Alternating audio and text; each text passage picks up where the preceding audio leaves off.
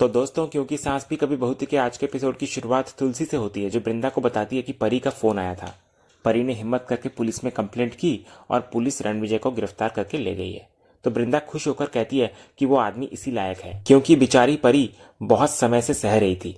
लेकिन अंगद का नजरिया अलग होता है। वो मानता है कि गलती सिर्फ रणविजय की नहीं बल्कि परी की भी बराबर है, क्योंकि रणविजय उसी का चॉइस था। तुलसी उसको समझाती है कि रणविजय परी पर हाथ उठाता है, लेकिन अंगद जिद पर अड़ा रहता है कि परी भी दूध की धुली नहीं है और उसने भी कई गलतियां की है। तभी वृंदा उसे रोकती है, लेकिन अंगद भड़क जाता है। वो शिकायत करता है कि इस घर में कोई उसका पक्ष नहीं समझता। ऋतिक उससे झगड़ा करके बैठा है और अब तुलसी भी परी का पक्ष ले रही है। तभी तुलसी उसको शांत करने की कोशिश करती है कि छोटे भाई बहन मुसीबत में हैं, लेकिन अंगद का पुराना दर्द छलक पड़ता है। वो कहता है कि परिवार में ऋतिक और परी चाहे जो गलती करें, उन्हें सही माना जाता है, जबकि उसे हमेशा गलत ठहराया गया है। यहां तक कि मिहिर ने भी कभी उसका साथ नहीं दिया। इधर हताशा में अंगद कहता है कि उसे अब इन मामलों में नहीं पड़ना। तभी इतने में उसे एक फोन आता है। तो बात करते वक्त अंगद घबराते हुए तुलसी को देख रहा होता है। फिर फोन रखने के बाद वृंदा के पूछने पर वो बताता है कि एक दोस्त को उसकी अर्जेंट जरूरत है। इतना कहकर वो वहां से निकल जाता है। एपिसोड के अगले सीन में हम पुलिस स्टेशन का एक अहम वाकया देखते हैं। अंगद रणविजय की जमानत की फॉर्मेलिटीज पूरी करता है और इंस्पेक्टर उसे रिहा कर देते हैं। दूसरी तरफ बाहर आकर रणविजय अंगद का शुक्रिया अदा करता है। तभी अंगद उसको पूछता है कि जिस परी ने प्यार में परिवार के खिलाफ जाकर उससे शादी की, उसी ने उसे जेल भिजवा दिया। आखिर चल क्या रहा है? वो ये भी सवाल करता है कि रणविजय ने बेल के लिए सीधे उसे ही फोन क्यों किया? क्या उसके पास कोई और नहीं था? तो इस पर रणविजय बड़ी चतुराई से जवाब देता है कि उसके पास 24/7 हेल्पलाइन और मदद के लिए कई लोग मौजूद थे, लेकिन उसने अंगद को खास दो वजहों से चुना। एक तो बेल के लिए और दूसरा ये परखने के लिए कि अंगद सच में उसकी तरफ है या नहीं। वो खुश होकर कहता है कि अंगद ने अपनी वफादारी साबित कर दी है। तो अंगद तुरंत उसकी गलतफहमी दूर करता है। वो साफ लफ्जों में कहता है कि उसकी वफादारी सिर्फ अपने परिवार के लिए है और रणविजय उसे अब भी जरा भी पसंद नहीं है। अंगद अपनी मजबूरी बताता है कि वीरानी इंडस्ट्रीज डूब रही है और ऋतिक कुछ नहीं कर पा रहा, इसलिए उसे लगता है कि रणविजय अपने लालच और स्वार्थ के लिए ही सही, लेकिन कंपनी को डूबने नहीं देगा। इसी स्वार्थ और परिवार को बचाने की उम्मीद में उसने रणविजय का साथ दिया है। तो रणविजय समझ जाता है कि यह दोस्ती नहीं बल्कि मतलब का सौदा है। फिर जाते जाते अंगद साफ कर देता है कि उसने बेल में अपने सारे पैसे लगा दिए हैं, इसलिए रणविजय अब उससे पैसों की उम्मीद न रखे और जरूरत पड़ने पर अपनी उसी 24/7 हेल्पलाइन से मदद मांगे। इतना बोलकर अंगद वहां से निकल जाता है। उसके बाद इधर रणविजय नॉयना को फोन करता है। नॉयना हैरान होकर पूछती है कि वो उसे कैसे कॉल कर रहा है। तो रणविजय बताता है कि उसकी जमानत हो गई है। जब नॉयना पूछती है कि उसकी बेल किसने कराई, तो इस पर रणविजय नाम नहीं कहता और बात को टाल देता है। इसके बाद रणविजय आगे की प्लानिंग करते हुए नॉयना से कहता है कि अब उसे एक अच्छे वकील की जरूरत पड़ेगी। तो नॉयना उसे बेफिक्र रहने को कहती है और भरोसा दिलाती है कि उसने पहले ही एक ऐसा टॉप वकील कर लिया है जो गारंटी के साथ रणविजय को ही जिताएगा।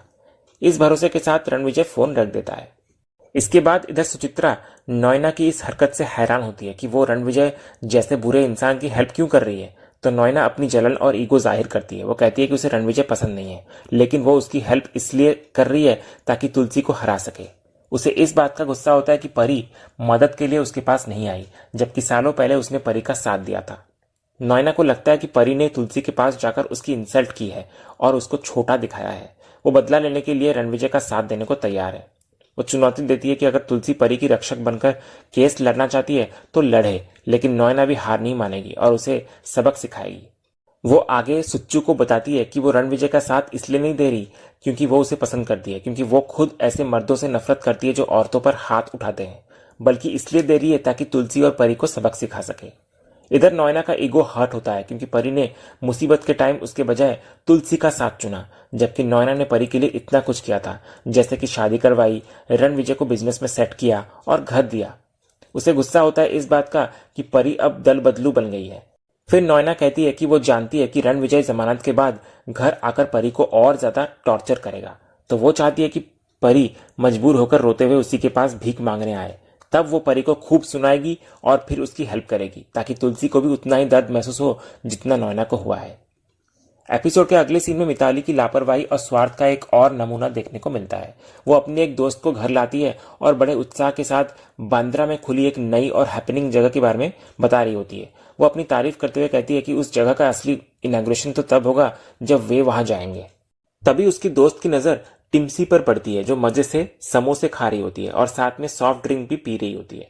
तो उसकी दोस्त चिंता जताती है कि एक छोटी बच्ची के लिए ये खाना कितना अनहेल्दी है, लेकिन मिताली बड़ी बेपरवाह होकर जवाब देती है कि रिलैक्स। इतना कहकर वो दलील देती है कि समोसा छोटा सा है और एक दो खाने से कोई पहाड़ नहीं टूट पड़ेगा। इसके बाद मिताली अपनी असली मंशा जाहिर करती है कि अगर टिम्सी खाएगी तो उसका मुंह थोड़ी देर बंद रहेगा और शायद वो सो भी जाए, जिससे मिताली को थोड़ा सुकून मिलेगा। तभी उसकी दोस्त उसको चेतावनी देती है कि अपने सुकून के चक्कर में कहीं वो बच्ची को ओवरफीड न कर दे। तो इस पर मिताली भड़क जाती है और कहती है कि वो उसकी माँ है, कोई डायन नहीं, तो उसे पता है कि बच्ची को कितना खिलाना जरूरी है। एपिसोड के अगले सीन में तुलसी और वृंदा एक दूसरे से अपना अकेलापन बांटते हैं। वृंदा कहती है कि वैष्णवी और बाकी लड़कियों के साथ उसका इतना गहरा लगाव हो गया था कि उनके जाने के बाद अब घर एकदम सूना लग रहा है। तुलसी बताती है कि उसने खुद ही लड़कियों को मेरीन ड्राइव और शहर घूमने भेजा है ताकि वे एग्जीबिशन की थकान मिटा सकें। इधर वृंदा खुश होकर बताती है कि लड़कियां बहुत मजे कर रही हैं और जीत की खुशी मना रही हैं। तभी वृंदा तुलसी से पूछती है कि इस जीत से बंदेज कोऑपरेटिव को बहुत फायदा हुआ होगा ना। तो तुलसी उसे बहुत गहरी बात समझाती है। वो कहती है कि वो बंदेज को फायदे की नजर से नहीं बल्कि फर्ज की नजर से देखती है। तुलसी बताती है कि भले ही उनका कोऑपरेटिव छोटा है, लेकिन एग्जीबिशन जीतने के बाद उन्हें एक बहुत बड़ा मौका मिला है। एक्सपोर्टर्स ने उन्हें ऑर्डर दिया है, लेकिन शर्त यह है कि पहले उन्हें 1000 साड़ियों का सैंपल तैयार करके दिखाना पड़ेगा। तुलसी को चिंता होती है कि इतने कम समय में और बिना सही सेटअप के इतनी साड़ियां कैसे बनेंगी, लेकिन उसे भरोसा भी होता है कि कोई ना कोई रास्ता जरूर निकल आएगा। इसके बाद अंगद घर लौटता है। तुलसी उससे पूछती है कि क्या उसने अपने मुसीबत में फंसे दोस्त की हेल्प कर दी। तो अंगद फोन में व्यस्त होते हुए रूखा सा जवाब देता है कि हाँ, उसने हेल्प कर दी है और अब दोस्त ठीक है। इसके बाद तुलसी उसे अपने नए ऑर्डर की चुनौती के बारे में बताती है। तो अंगद पूछता है कि क्या एक्सपोर्टर्स उनकी क्षमता परखना चाहते हैं। तो तुलसी हामी भरती है। फिर अंगद सवाल उठाने लगता है कि अंजार का सेटअप यहाँ कैसे काम आएगा, क्योंकि बार बार आना जाना मुश्किल नहीं है। तो तुलसी कहती है कि उसने हेल्प के लिए किसी को बुलाया है। तभी डोरबेल बजती है और सामने अजय को देखकर अंगद और वृंदा के होश उड़ जाते हैं। अजय, जिसे कभी इसी परिवार ने ठुकराया था, तुलसी के पैर छूकर जय श्री कृष्ण कहता है। तुलसी भावुक हो जाती है और कहती है कि उसे यकीन नहीं था कि अजय आएगा। वो याद करती है कि कैसे उसकी बेटी और उसके परिवार ने अजय और उसके परिवार का सरेआम तमाशा बनाया और उन्हें अदालत तक घसीटा। फिर तुलसी शर्मिंदगी के साथ कहती है कि उनके किए की जितनी भी माफी मांगी जाए कम है। इसके बाद तुलसी अपनी बेबसी और मजबूरी अजय के सामने रखती है। वो कहती है कि वो जिंदगी के ऐसे मुकाम पर खड़ी है जहां उसे खुद हेल्प की जरूरत है। तुलसी बताती है कि उसे एक बहुत बड़ा एक्सपोर्ट ऑर्डर मिला है, जिसे पूरा करना उसके छोटे से कोऑपरेटिव के बस की बात नहीं। वो अजय से विनती करती है कि अगर वो अपनी फैक्ट्री और साधन दे दे तो तुलसी और उसकी लड़कियां मेहनत में कोई कसर नहीं छोड़ेंगी। इसके बाद तुलसी अजय को मुनाफे में हिस्सेदारी का प्रस्ताव देती है, क्योंकि वो नहीं चाहती कि अजय पर कोई बोझ पड़े। वो कहती है कि अगर अजय मदद कर देगा तो ये उसका बहुत बड़ा एहसान होगा, क्योंकि पहले ही उसका परिवार अजय को बहुत परेशान कर चुका है। तो इस पर अजय भावुक हो जाता है और कहता है कि एहसान तो असल में तुलसी माँ का उस पर है जो जिंदगी भर रहेगा। वो याद करता है कि कैसे तुलसी ने अपनी ही बेटी के खिलाफ जाकर कोर्ट में गवाही दी थी और उसको झूठे इल्जामों से बचाया था। अजय मानता है कि तुलसी ने एक माँ बनकर उसका साथ दिया था, इसलिए आज उसे सेवा करने का मौका मिल रहा है। तुलसी को भी गर्व होता है कि अजय ने अपना वादा निभाया और साबित कर दिया कि वो उसे मां मानता है। अंगद भी अजय से अपनी पुरानी कड़वाहट और बदतमीजी के लिए माफी मांगता है, तो अजय उसे माफ कर देता है और गले लगा लेता है। फिर अजय अगले दिन सबको फैक्ट्री बुलाकर वहां से निकल जाता है। उसके जाने के बाद तुलसी अफसोस जताती है कि परी कितनी बदकिस्मत है। उसने अजय जैसे हीरे को ठुकरा दिया और रणविजय जैसे कोयले को चुनकर आज अपनी जिंदगी बर्बाद कर रही है।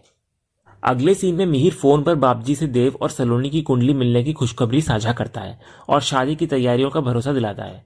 वो झूठ बोलता है कि तुलसी ने सब कुछ संभाल लिया है। फोन रखते ही नोयना ताना मारती है कि क्या सच में तुलसी ने सब कुछ संभाला है। तो मिहिर उसको याद दिलाता है कि उन्हें बाबजी के सामने नाटक करना ही होगा, वरना अगर सच पता चला कि तुलसी यहाँ नहीं बल्कि नोयना रहती है तो शांति निकेतन हाथ से निकल जाएगा। तभी नोयना चिढ़कर कहती है कि शांति निकेतन भाड़ में जाए। तो मिहिर मजाक में चेतावनी देता है कि अगर घर गया तो नोयना भी भाड़ में जाएगी और वहां भीड़ लग जाएगी।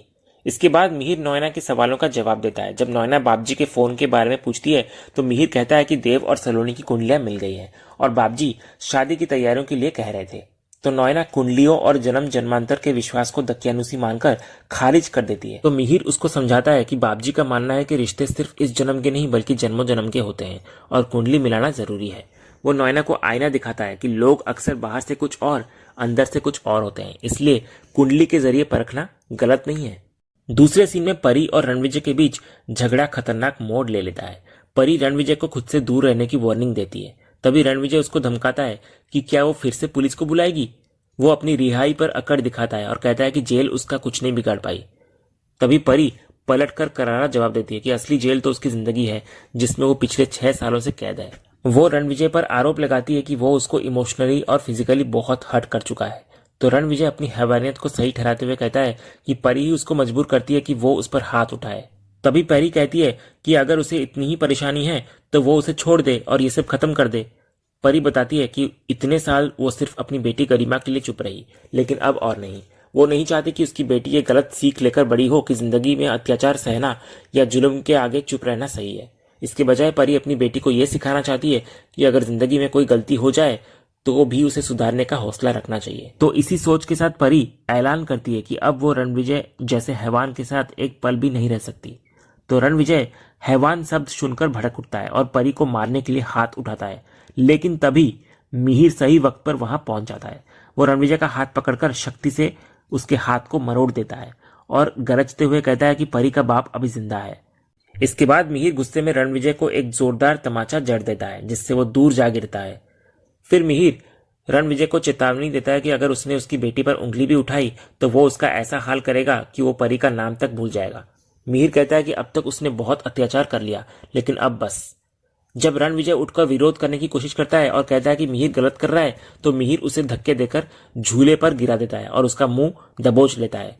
मिहिर अपनी गलतियां गिनाता है कि गलत था परी का उसे जिंदगी में लाना, गलत था मिहिर का उसे घर में घुसने देना, और सबसे बड़ी गलती थी परी के आंसुओं को नजरअंदाज करना। लेकिन अब वो सब सही करने का फैसला करता है।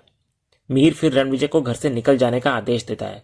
जब नॉयना बीच में आने की कोशिश करती है तो मिहिर उसको हाथ दिखाकर शक्ति से रोक देता है और कहता है आज बीच में मत आना। तो मिहिर के इस रौद्र रूप को देखकर नॉयना डर कर पीछे हट जाती है। और इसी सीन के साथ ही आज का ये एपिसोड यहीं खत्म होता है। तो दोस्तों, आज का ये वीडियो आपको कैसा लगा कमेंट के माध्यम से हमको जरूर कहिएगा, और कमेंट में हाइप करना भी मत भूलिएगा, और वीडियो को लाइक शेयर सब्सक्राइब करना भी मत भूलिएगा, ताकि ऐसे ही रोज लेटेस्ट एपिसोड के अपडेट्स आप हमारे इस चैनल पर पा सकें।